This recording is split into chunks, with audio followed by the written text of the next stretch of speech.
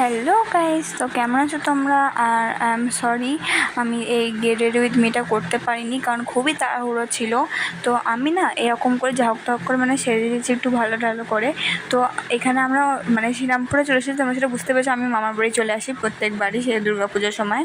তো তোমরা এই প্যান্ডেলগুলো দেখে হয়তো বুঝতে পারছো কোথায় কোথায় এগুলো হয়েছে। আমি নামগুলো না ভুলে গেছি।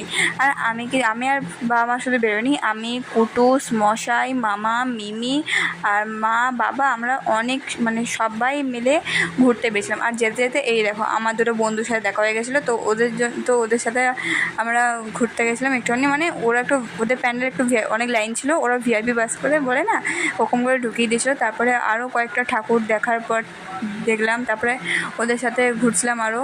দিয়ে এই যে এই প্যান্ডেলটা হচ্ছে ওদের বেশি বড় করে না ভিডিওটা নিয়ে কী আর দেখো বলো 1 মিনিটের ভিডিওতে। অ্যান্ড তারপরে পায়ের অবস্থা খারাপ করেছিল এসেছি বাড়ি। তো টাটা, লাভ ইউ।